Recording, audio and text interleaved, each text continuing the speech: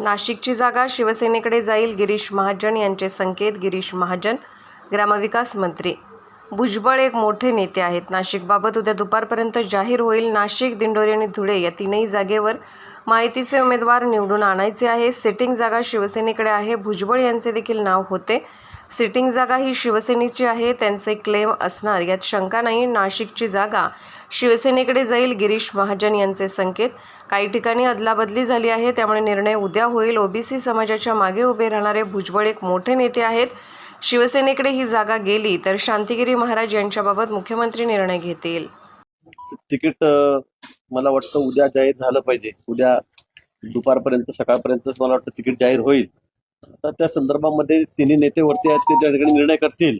पण उशीर जरी झाला असला तरी आम्ही ठरवलेलं की या दोन्ही जागा, जसं भुजबळ साहेबांनी सांगितलं, तिन्ही जागा, मग धुळे मालेगाव पण त्याचा अर्धा भाग येतो, त्या तिन्ही जागा या महायुतीच्या ज्या ठिकाणी निवडून येतील, मोठ्या मताधिक्याने मला त्याला निवडून आणायचं आहे आणि मोदींचे हात थोडी बळकट करायचे. हे खरं आहे.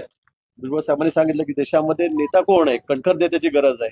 आज आंतरराष्ट्रीय स्तरावर जे सगळ्या घडामोडी घडतायत, त्यामुळे देशाला जर पुढे न्यायचं असेल, त्याला जर महासत्ता करायचं असेल, पुढे जाऊन सुपर पॉवर करायचं असेल, तर मोदीजीशिवाय पर्याय नाही. आणि म्हणून आमची त्या संदर्भामध्ये त्या ठिकाणी चर्चा झाली आणि आम्ही ठरवलेलं आहे सगळ्यांनी मिळून, महायुतीचे सगळेच आम्ही घटक आहोत, आम्ही ठरवलंय की या तिन्ही जागा मोठ्या मताधिक्याने निवडून द्यायच्या आहेत. उमेदवार कोण आहे? राष्ट्रवादीचा पण दावा होता, सिंधी गटाचा दावा होता, उमेदवार कोणाचा? मी तेच म्हणतोय की ते सिटिंग जागा जी आहे ती शिवसेनेची आहे. त्या बाबतीमध्ये भुजबळ साहेबांचं नाव आलं, त्यांचे नाव पुढे केलं गेलं, वस्तून एक पुढे गेलं, पण काही अडचणी असतील त्यामुळे अजूनपर्यंत नाव किंवा पक्ष निश्चित झालेला नाहीये. मी पुन्हा सांगेल की उद्या मला वाटतं 10-11 वाजेपर्यंत 11-12 वाजेपर्यंत दुपारपर्यंत त्या नावाची घोषणा करता. आपल्याकडे वेळ पण नाही, कारण परवा फॉर्म भरायचा आहे, त्यासाठी तयारी करावी लागेल, कार्यकर्त्यांनी बोलवावं लागेल.